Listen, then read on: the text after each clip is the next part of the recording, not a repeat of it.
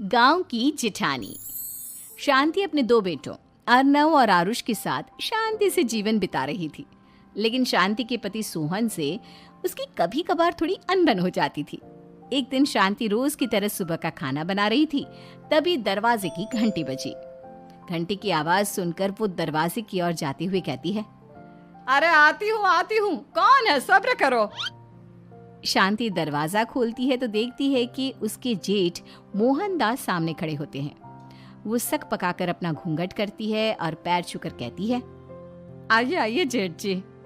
कैसी हो शांति? जी मैं तो बिल्कुल ठीक हूँ, सब आपकी मेहरबानी है भाई साहब। शांति और मोहनदास की बातें सुनकर शांति का पति सोहन और उसके दोनों बेटे बाहर आ जाते हैं। अरे भैया राम राम, कैसे हो आप? राम राम भाई। अरे शांति, ऐसे खड़ी खड़ी क्या देख रही हो? चाय कॉफी कुछ लेकर आओ, भैया आए हैं। शांति तेजी से रसोई की ओर आगे बढ़ती हुई कहती है, अरे मेरी माँ, गेट खोलने के चक्कर में मेरे तो चावल ही जल गए। वो दौड़ी दौड़ी रसोई में जाती है और देखती है कि सारे चावल जल गए हैं। वो दोबारा चावल बनाने में लग जाती है। इतने में सोहन आवाज लगाता है, अरे शांति, तुम्हारे चावल का रोना खत्म हो गया हो तो चाय ले आओ। जी लाती हूँ अभी। शांति जल्दी जल्दी चाय बनाती है और मोहनदास को चाय देती है। सब एक दूसरे की खैर खबर पूछते हुए चाय पीते हैं। चाय खत्म होती ही मोहनदास शांति की ओर देखते हुए मजाक में कहते हैं, शांति, अब तुम्हारी चाय में दम नहीं रहा, अब हमें चाय बनाने वाली बदलनी पड़ेगी। ये कैसे मुमकिन होगा जेठ जी, घर और बाहर का सारा काम मुझे ही करना पड़ता है और कभी कभी जल्दी जल्दी के चक्कर में काम बिगड़ जाते हैं, जैसे आज चावल जल गए। अरे इसी का तो हल लेकर आया हूँ। मैंने रिश्ता देखा है अर्नव और आरुष के लिए। दोनों लड़कियाँ बहुत सुंदर और सुशील हैं। अगर आप दोनों इजाज़त दें तो बात करूँ आगे। सोहन और शांति रिश्ते की बात सुनकर कहते हैं, अब ठीक है, बात चलाइए ना भैया, पर पहले लड़की के बारे में कुछ बताइए तो सही।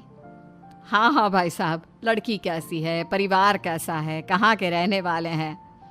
देखो, परिवार तो बहुत अच्छा है, पर वे दोनों लोग बहुत गरीब हैं। दहेज में कुछ मिलेगा नहीं। अरे हमें दहेज में कुछ चाहिए भी नहीं, बस लड़की संस्कारी होनी चाहिए। एक लड़की तो पढ़ी लिखी है और शहर की रहने वाली है, पर दूसरी अपनी गरीबी की वजह से पढ़ न सकी और गांव में रहती है। लेकिन दोनों है बहुत खूबसूरत। अगर तुम सबको देखते ही पसंद ना आ जाए तो मेरा नाम बदल देना। हाँ, पर तो हम आके मूंद कर भरोसा कर सकते हैं भैया। आप आगे बात चलाइए, हम शादी करने को तैयार हैं। कुछ ही दिन में अर्नव और आरुष की शादी हो जाती है। आरुष की शादी अनपढ़ लड़की मंजरी से हो जाती है, जो कि बहुत भोली भी होती है, और अर्नव की शादी पढ़ी लिखी लड़की तनुजा से हो जाती है, जो कि घमंडी और चालू होती है। एक दिन मंजरी घर के काम कर रही थी कि अचानक शांति उसे आवाज लगाती है, बड़ी बहू, ओ बड़ी बहू, मंजरी जल्दी यहाँ आओ। मंजरी जल्दी जल्दी शांति के पास जाती है। बेटा मेरे पैर दबा दे, बहुत दर्द हो रहा है। जी माँ जी, बस बर्तन धोकर आती हूँ। अरे बैठ यहाँ, मेरे पैर में बहुत तेज दर्द हो रहा है, बर्तन छोटी बहू धो लेगी। मंजरी शांति के पैर दबाने लगती है तो शांति तनुजा को आवाज लगाती है, छोटी बहू, और छोटी बहू। तनुजा थोड़ी देर से आराम से चलकर आती है। जी माँ जी, आपने बुलाया मुझे? आपको कोई काम था क्या? तू कुछ काम कर रही है या?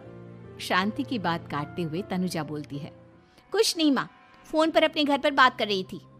अरे बाद में बात करियो अपने घर वालों से, पहले जाके बर्तन धो ले।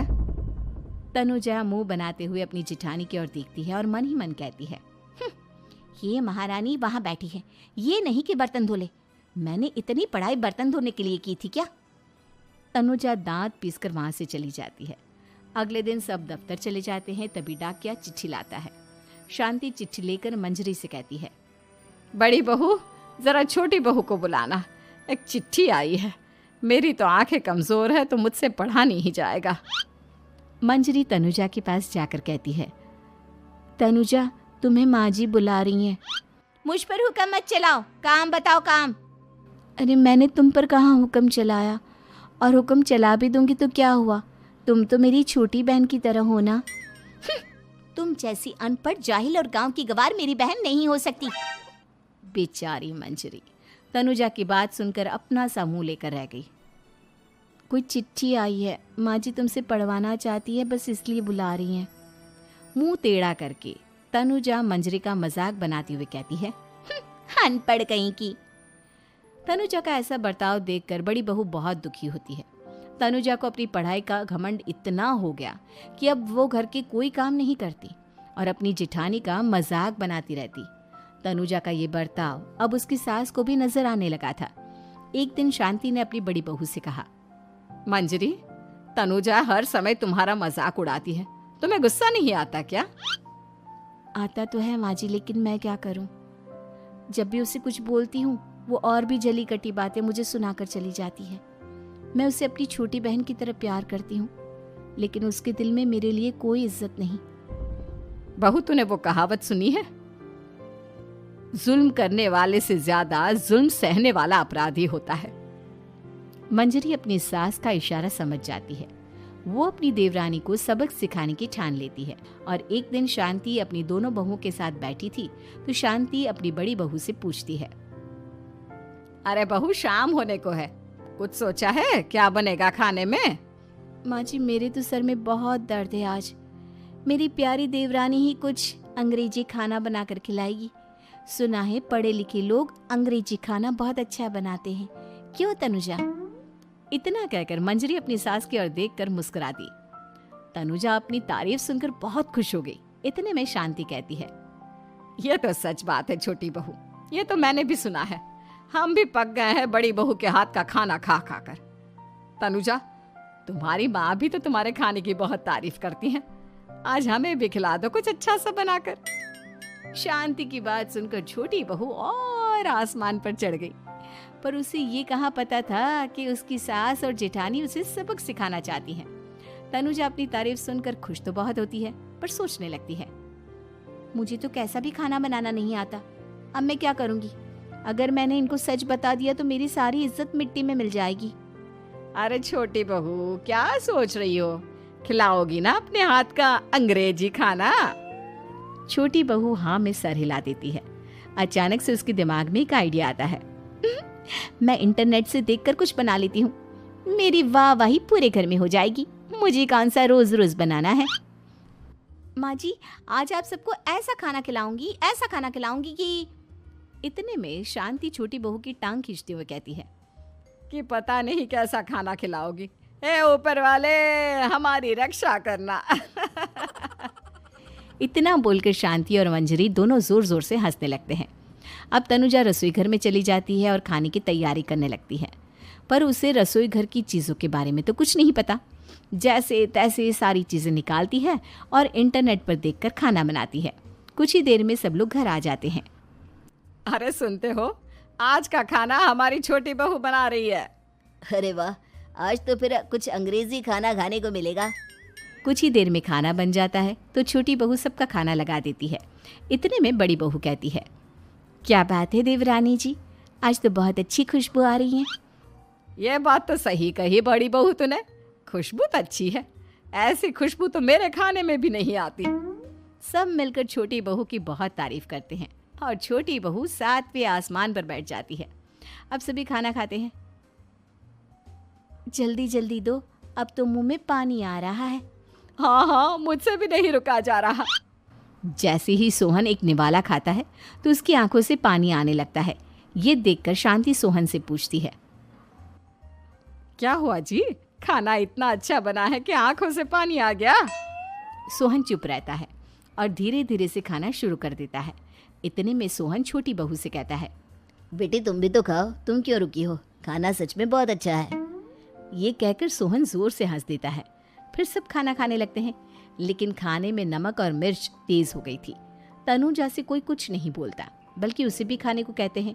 जैसे ही छोटी बहू खाना खाती है वो पानी पानी कहकर चिल्लाती है, पानी, इसमें तो पानी। ये खाना तो सच में इतना अच्छा बना है कि हमारे साथ साथ देवरानी जी भी इसके स्वाद को कभी नहीं भूल पाएंगी। सही कहा बहू। तनुजा को अपनी गलती का एहसास हुआ और उसने अपनी सास से कहा,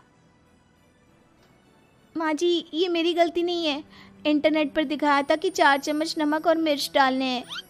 अब मंजरी को भी मौका मिल गया और उसने तनुजा पर तंज कसा। नाच न जाने आंगन टेढ़ा, हर जगह अपनी पढ़ाई दिखाती हो, दूसरों का मजाक उड़ाती हो। अब पता चला ना, हर चीज़ में पढ़ाई काम नहीं आती। और तुम तो शहर में रही हो, तुम्हें तो मुझसे भी अच्छा खाना बनाना आना चाहिए ना। बेटा, अगर तूने ठीक से सब सीखा होता तो आज तुझे शर्मिंदा नहीं होना पड़ता। बात शहर या गांव की नहीं होती। मंजरी गांव से आई है, लेकिन उसे घर का काम करना और खाना बनाना सब अच्छी तरह से आता है। तुम शहर में रही हो, तुमने ये सब क्यों नहीं सीखा? छोटी बहू सर नीचा कर सबसे माफ़ी मांगती है और बहुत शर्मिंदा होती है। दीदी मुझे माफ़ कर दो, मैंने आपको बहुत बुरा भला कहा, पर आपने मुझे हमेशा ही माफ़ किया। आज मुझे अपनी गलती का एहसास हो गया है। अब दोनों बहुएं मिलकर घर का काम करने लगी और एक दूसरे को अपने गुण बांटने लगी। मंजरी ने अपनी देवरानी को खाना बनाना और घर का काम करना सिखाया, वहीं तनुजा ने भी अपनी जिठानी को पढ़ना लिखना सिखाया। शांति और सोहन ऐसी बहुएं पाकर बहुत खुश थे।